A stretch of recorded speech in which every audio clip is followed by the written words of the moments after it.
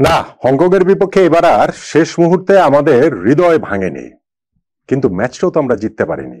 ম্যাচটা আমরা ড্র করতে পেরেছি। এশিয়ান কাপের মূল পর্বে খেলার জন্য সেটা কি যথেষ্ট হবে? কাগজে কলমে বাংলাদেশের সম্ভাবনা কিন্তু এখনো শেষ হয়ে যায়নি, তবে আক্ষরিক অর্থে, বাস্তবিক অর্থে কার্যত সেইটা শেষই। বড় যেই প্রশ্ন সেটা হচ্ছে গিয়ে, আমার কাছে মনে হয়েছে বাংলাদেশ টিমের ড্রেসিং রুমটা কি একই সুতোয় গাথা? বাংলাদেশ টিমের ড্রেসিং রুমটা কি শান্ত রয়েছে, নাকি সেই জায়গাটাতে বড়সড় ঝামেলা আছে? আর সেই সূত্র ধরেই চলে আসে সম্পূরক প্রশ্নটা, হাবিয়ার কাবরেরাকে নিয়ে বাংলাদেশ ফুটবল টিম আর কতদিন এগোবে? 4 বছর সময় কি যথেষ্ট নয়? আমাদের ফুটবলটাকে সত্যি সত্যি যদি আমরা জাগাতে চাই, সেই ক্ষেত্রে হাবিয়ার কাবরেরাকে যেতে হবে, তাকে বিদায় করতেই হবে। এটার কোনো বিকল্প আছে বলে আমার কাছে মনে হয় না। দেখুন, হংকং এর বিপক্ষে ঘরের মাটিতে আমরা যেই ম্যাচটা খেলেছিলাম, সেই ম্যাচটা আমাদের ছিল একটা হৃদয় ভাঙার গান। আমরা শেষ মুহূর্তে গোল খেয়ে ম্যাচটা হেরে গিয়েছিলাম, স্পেশালি যখন 99তম মিনিটে গোল দিয়ে একটা ড্র করার মতো অবস্থায় গেছি, সেইখানটাতে 100তম মিনিটে গোল যখন খেয়ে গেলাম, সেইটা বাংলাদেশকে আসলে ভেঙে চড়ে দিয়েছিল। সেইখান থেকে হংকং এর মাটিতে যখন আজকে আমরা খেলেছি, এই ম্যাচটা আমাদের জন্য চ্যালেঞ্জের ছিল ডেফিনেটলি, এবং সেই চ্যালেঞ্জে আমরা জিততে না পারলেও হারিনি।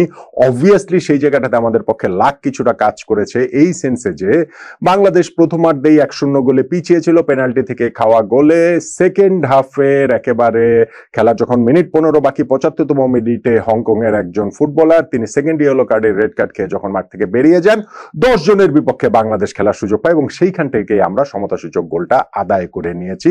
রাকিবের একটা ফামিদুলের হেড থেকে নামানো বলে রাকিবের একটা প্লেসিং শটে ভালো গোল তিনি দিয়েছেন, কিন্তু জয়সূচক গোলটা আমরা আর পাইনি।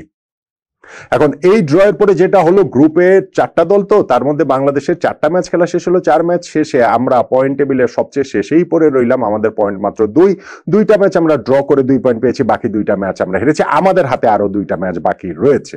গ্রুপের শীর্ষে রয়েছে এই হংকং, যাদের পয়েন্ট হচ্ছে 8, আর বাকি যে 2টা দল সিঙ্গাপুর এবং ভারত, যারা এই যে এখন এই মুহূর্তে তাদের ম্যাচটা শুরু হচ্ছে এবং আমি যখন ভিডিওটা করছি তখন ওই ম্যাচটা চলছে, ওই ম্যাচটাতে মানে সিঙ্গাপুরের 5 পয়েন্ট, ভারতের 2 পয়েন্ট। সো সিঙ্গাপুর যদি ম্যাচটা জিতে তাদেরও 8 পয়েন্ট হবে, আর ভারত ম্যাচ জিতলে ভারতের 5 পয়েন্ট হয়ে যাবে, আর ড্র হলে তো হচ্ছে যে সিঙ্গাপুরের 6 পয়েন্ট, ভারতের 3 পয়েন্ট হবে। যেইটা গুরুত্বপূর্ণ, এশিয়ান কাপে 2027 সালে এই গ্রুপের শুধুমাত্র শীর্ষ দলটাই খেলবে এবং বাংলাদেশের সেই শীর্ষ দল হওয়ার চান্সটা কাগজে কলমে এখনো আছে। আমি কি জন্য বলছিলাম, কেননা শেষ 2টা ম্যাচ যদি আমরা জিততে পারি, তখন আমাদের পয়েন্ট এখন যে রয়েছে 2 পয়েন্ট, সেইখান থেকে আরো 6 পয়েন্ট যোগ হয়ে 8 পয়েন্ট হয়ে যাবে। আর হংকংও যদি শেষ 2টা ম্যাচ হারে, সেই ক্ষেত্রে তারা 8 পয়েন্টেই থাকবে এবং বাকি ম্যাচগুলোর রেজাল্টও যদি আমাদের পক্ষে আসে, ওই হিসাব নিকাশ করে দেন সিঙ্গাপুর যদি আজকে জেতে, তাহলে তাদের তো 8 পয়েন্ট হয়ে যাবে। তখন সিঙ্গাপুরও কি শেষ 2টা ম্যাচ আর হারবে কিনা, ওইটাতে আরো ইকুয়েশন ব্যাপার হচ্ছে। এমন হতে পারে যে সিঙ্গাপুর ভারতের ম্যাচ শেষে বাংলাদেশের সামনে আসলে কাগজে কলমের সম্ভাবনাটা থাকবে না, কিন্তু আমাদের ম্যাচটা যখন মাত্র শেষ হলো, তখন কিন্তু কাগজে কলমে অন্তত পক্ষে বাংলাদেশের সম্ভাবনাটা আছে। কিন্তু ওইটা নিয়ে খুব বেশি আর মানে চর্চা করারও কিছু নেই, কারণ ওইটা আমরা আসলে পারবো না ভাই। প্রতি ম্যাচ শেষেই তো আমরা এরকম ইকুয়েশন দিচ্ছি, কিন্তু 4 ম্যাচ শেষে যেই দলটা এখন পর্যন্ত আমরা একটা ম্যাচও জিততে পারিনি, সেই দলটা শেষ 2টা ম্যাচ আমরা জিতে যাব, এই ভাবনাটাই তো প্রথমত বাড়াবাড়ি। তারপরে গিয়ে আমরা কি করি না করি, গ্রুপে অন্যান্য ম্যাচের রেজাল্ট কি হোক, সেগুলো পরের বিষয়। আর আমি যেটা বলছিলাম যে হাবিয়ার কাবরেরার দোষটা কোথায় বা দায়টা কোথায়? আমাদের ড্রেসিং রুমটা কি একটা আইডিয়াল আদর্শ ড্রেসিং রুম আছে কিনা? লাস্ট ম্যাচ যেটা হংকং এর বিপক্ষে আমরা ঘরের মাটিতে খেলেছি, সেইখানে আমাদের নিয়মিত ক্যাপ্টেন জামাল ভুঁইয়াকে একাদশে রাখা হয়নি এবং ম্যাচ শেষে এই হংকং এর বিপক্ষে ম্যাচের আগে, অ্যাওয়ে ম্যাচটার আগে, জামাল ভুঁইয়া কিন্তু মিডিয়াকে ওপেনলি বলেছিলেন যে আমি পরের ম্যাচটাতে আমি সমিত সোম, ফাহমিদুল, জায়ান সবাইকে নিয়ে একাদশে খেলতে চাই। আমাদের কোচ হাবিয়ার কাবরেরা আজকের ম্যাচেও জামাল ভুঁইয়াকে একাদশে রাখেননি। হ্যাঁ, তিনি সমিত সোমকে এবং জায়ানকে একাদশে ইনক্লুড করেছেন, কিন্তু জামালকে এবং ফাহমিদুলকে কিন্তু একাদশে তিনি রাখেননি। ফুটবলে কোচই সর্বসর্বা, আমাদের কোচ মানে কোচের উপরে আর কোনো কথা হয় না, আমি সেটা জানি, আমি সেটা মানি, 100% মানি। কিন্তু কোচ যদি একের পর এক ম্যাচে এরকম গোয়ার্তুমি করে সিদ্ধান্তগুলো নেন, সেইটা কি আসলে বাংলাদেশ টিমকে সার্ভ করছে কিনা বাংলাদেশ ফুটবল ফেডারেশনের, সেটা ভেবে দেখতে হবে। জামাল ভুঁইয়া আগের ম্যাচটাতেও তিনি যখন হচ্ছে গিয়ে ওই 60 মিনিটের দিকে নেমেছিলেন, তারপরে কিন্তু ম্যাচের কন্ট্রোল অনেক বেশি বাংলাদেশের হাতে এসেছে। আজকের ম্যাচেও যখন তাকে বদলি হিসেবে নামানো হয়েছে ওই 62তম মিনিটের দিকে, জামাল এবং ফাহমিদুল একসাথে নেমেছেন, তারপরে কিন্তু বাংলাদেশ বাংলাদেশের খেলার ধার আরো অনেক বেড়েছে নিঃসন্দেহে। মিডফিল্ডে ভাই বাংলাদেশের বাস্তবতা বিবেচনা করে আমার কাছে মনে হয় যে হামজা চৌধুরী, জামাল ভুঁইয়া, সমিত সোম এই ট্রায়ও হতে পারে আমাদের মিডফিল্ডের একেবারে খুবই গুরুত্বপূর্ণ একটা অংশ, আমাদের পুরো টিমটার খুবই গুরুত্বপূর্ণ একটা অংশ। কিন্তু আমাদের কোচ হাবিয়ার কাবরেরা সেটা করছেন না। ক্যাপ্টেন যখন মিডিয়াতে বলেন যে এরকম 11-এ আমি খেলতে চাই, পরের ম্যাচে যখন কোচ তাকে রাখছেন না, তার মানে এখানে কোচ এবং ক্যাপ্টেনের একটা সম্পর্কের ফাটলের জায়গাটা তৈরি হয়েছে। কোচ তাহলে ক্যাপ্টেনকে চেঞ্জ করে দিতে পারতেন, স্থায়ীভাবে চেঞ্জ করতে পারতেন। জামাল ভুঁইয়াকে ক্যাপ্টেন রাখবেন কিন্তু ম্যাচের পর ম্যাচ আপনি একাদশে রাখবেন না, এটা তো হতে পারে না। এইভাবে তো ফুটবল টিম এগিয়ে আসলে যাওয়াটা খুব খুব কঠিন। সো আমার কাছে মনে হয় যে সেই জায়গাটাতে ড্রেসিং রুমটা ঠিক পুরোপুরি হচ্ছে গিয়ে একটা আদর্শ ড্রেসিং রুমের পরিস্থিতি বাংলাদেশ ন্যাশনাল টিমের ওইটা আছে বলে আমার কাছে মনে হয় না। এবার ধরেন আমি যদি কাবরেরার রেজাল্টের দিক থেকে আসি, ভাই 2022 সাল থেকে তিনি বাংলাদেশ ফুটবল টিমের কোচের দায়িত্বে রয়েছেন। 22, 23, 24, এটা হচ্ছে গিয়ে 25 অক্টোবর মাস, প্রায় 4 বছর হয়ে গিয়েছে, 46টা মাস হয়ে গেছে।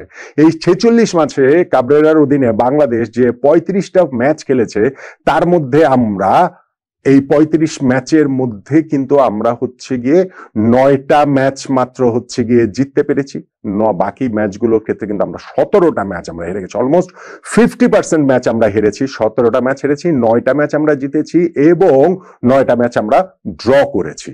সো এই রেজাল্ট কি আসলে গুড এনাফ? আমরা যেই 9টা ম্যাচ জিতেছি সেই 9টা জয়ের মধ্যে ধরেন ভুটানের বিপক্ষে 3টা জয়, মালদ্বীপের বিপক্ষে 3টা জয়, কম্বোডিয়ার বিপক্ষে 2টা জয় এবং সিশেলসের মতো দলের বিপক্ষে 1টা জয় আমরা পেয়েছি। কিন্তু এই টেনিয়রে আমরা ভুটানের কাছে হেরেছি, আমরা সিশেলসের মতো অপেশাদার দলের কাছে পর্যন্ত আমরা হেরেছি। হ্যাঁ, এখন আপনি বলতে পারেন যে সাফ গেমসে যে আমরা সেমিফাইনাল খেলেছি গত 14 বছরের মধ্যে, সেটা সেরা সাফল্য, সেটার সেমিফাইনাল পর্যন্ত আমরা উঠেছিলাম, কুয়েতের কাছে আমরা হেরে গেছি। কিন্তু ওভারঅল কাবরেরার অধীনের এই সময় বাংলাদেশের ফুটবলের উন্নতিটা কি হয়েছে কিনা? 2022 সালের জানুয়ারি মাসে যখন হাবিয়ার কাবরেরাকে বাংলাদেশ জাতীয় দলের কোচ হিসেবে দায়িত্ব দেওয়া হয়, তখন ফিফা র্যাঙ্কিং এ বাংলাদেশ ছিল 184 নম্বরে। সেখান থেকে পেছাতে পেছাতে আমরা 192-93 পর্যন্ত চলে গিয়েছিলাম। এখন আবার আমরা আছি হচ্ছে গিয়ে 186 নম্বরে ছিল, পেছাতে পেছাতে 192-93 গিয়েছি, এখন আমরা আছি 184 নম্বরে। উন্নতিটা কোথায় হলো? 184, 186 সেই জায়গাটাতেই তো আমরা রয়েছি। তাহলে এই কোচের পেছনে যে আমরা এই এতটা সময় ইনভেস্ট করছি, তার লাভটা কি হচ্ছে? আপনি এই 4 বছরের মধ্যে প্রথম ধরেন 3 বছরের হিসাবটা আমি বাদ দিলাম, কিন্তু গত 1 বছর সময়ের মধ্যে যখন আমাদের টিমে এই যে পৃথিবীর বিভিন্ন দেশ থেকে আমরা যে আমাদের ফুটবল রত্নদের এনে জড়ো করছি, আমাদের বাফুফে এই জায়গাটাতে যে এই খুব ভালো রোলটা প্লে করছে, আমাদের এইখানটাতে হামজা চৌধুরী এসেছেন, সৌমিত সোম এসেছেন, জায়ান আহমেদকে আমরা দেখলাম, ফাহমিদুলকে আমরা দেখলাম, তারা আসার পরও দলের রেজাল্টে আসলে উন্নতিটা নেই কেন? উন্নতিটা আসলে হবে না কেন, হচ্ছে না কেন? আমরা এইখানটাতে এশিয়ান কাপের এই যে বাছাই পর্বে 4টা ম্যাচ খেলে 1টা ম্যাচও আমরা আসলে জিততে পারিনি। এখন আমরা হৃদয় জয়ের কথা বলবো যে না, হৃদয় জয় করেছে, ভালো ফুটবল খেলেছে, ম্যাচ তো আমরা হারিনি, শেষ মুহূর্তে গোল খেয়ে হেরেছি। এই হৃদয় জয়ের গল্প আর কত? এবার তো ভাই ম্যাচ জিততে হবে। আর যখন আপনার কাছে যথেষ্ট পরিমাণে ভালো গোলা বারুদ থাকবে না, তখন গিয়ে আপনি যুদ্ধ জয়টা করবেন কিভাবে, ওইটা আপনি বলতে পারেন। কিন্তু যখন আপনার কাছে ভালো গোলা বারুদ থাকে এবং তখন আপনি যদি যুদ্ধে জিততে না পারেন, সেই ক্ষেত্রে কিন্তু সেনা দলের ক্ষেত্রে ওই সেনাপতির ওই রেসপন্সিবিলিটির জায়গাটা আসলে নিতেই হবে। এবং ফুটবল টিমের ক্ষেত্রে সেটা হচ্ছে গিয়ে কোচের। হাবিয়ার কাবরেরার অধীনে বাংলাদেশের এই হৃদয় জয় করার গল্প শুনে আর লাভ নেই। আমার কাছে মনে হয় যে বাংলাদেশ টিম মাঠের রেজাল্টটাও এনে দিতে পারছে না। হংকং এর সঙ্গে এই ম্যাচটাতে আমরা যে 1 পয়েন্ট পেয়েছি, ড্র করেছি, সেইটা হংকং এর একজন ফুটবলার লাল কার্ড পেয়েছেন, সেটা আমাদের জন্য একটা ম্যাচের রেজাল্টে প্রভাব রেখেছে, আমাদেরকে এই গোলটা পেতে সাহায্য করেছে এবং আমি বলতে পারি। কিন্তু এটাতে আমি বাংলাদেশ টিমের ক্রেডিটটা খাটো করছি না। ড্র করেছি সেটা ঠিক আছে, কিন্তু ইজ ইট গুড এনাফ? এই প্রশ্ন বাংলাদেশ ফুটবল ফেডারেশনকে করতে হবে এবং ওই প্রশ্নের সামনে দাঁড়াতে হবে যে ফুটবলারদের সঙ্গে হাবিয়ার কাবরেরার সম্পর্কের জায়গাটা কোথায়, তিনি কি তাদের সেরাটা বের করতে পারছেন কি না। এবং যদি সেইটা না পারেন, যদি ফুটবলারদের সঙ্গে সম্পর্কের জায়গাটা যদি ওরকম না হয়, আমরা কি এখন তাহলে এই জামালদেরকে আমরা সরিয়ে দিয়ে হাবিয়ার কাবরেরাকে রাখবো, নাকি হচ্ছে কি আমরা জামালদের রাখার জন্য এই হাবিয়ার কাবরেরাকে সরিয়ে দেবো? সেই সিদ্ধান্ত বাংলাদেশ ফুটবল ফেডারেশন নিতে হবে। এই কোচ তার ওই মুখস্থ ট্যাকটিক্স, এই ম্যাচেও জামালদের সেই 60 মিনিটের পরে নামানো, এই ট্যাকটিক্স দিয়ে আসলে এই আধুনিক ফুটবলের সময় বা বাংলাদেশ ফুটবল যে পুনর্জাগরণের একটা কথা আমরা বলছি, এই সময় সেটা খুব একটা কিছু করা যাবে বলে আমার কাছে মনে হয় না। সো আমার এই হংকং এর বিপক্ষে ম্যাচটা আমরা ড্র করেছি, কৃতিত্বপূর্ণ। র্যাঙ্কিং ওরা আমাদের চেয়ে অনেক এগিয়ে রয়েছে, আমরা অ্যাওয়েতে খেলে ড্র করেছি, অবভিয়াসলি কৃতিত্বপূর্ণ। যখন মাথায় রাখবেন হোমে আমরা ম্যাচটা তো শেষ পর্যন্ত হেরেছিলাম, সো অ্যাওয়েতে আমরা ড্র করেছি, অবশ্যই সেটা ক্রেডিট রয়েছে, সবই ঠিক রয়েছে। কিন্তু বাংলাদেশ ফুটবলটাকে এই স্টেজ থেকে পরের স্টেজটাতে নিতে হলে ন্যাশনাল টিমের ক্ষেত্রে আমি বলছি হাভিয়ের কাবরেরা মাস্ট গো এবং বাংলাদেশ ফুটবল ফেডারেশনকে সেই সিদ্ধান্তটা নিতে হবে বলেই আমি মনে করছি।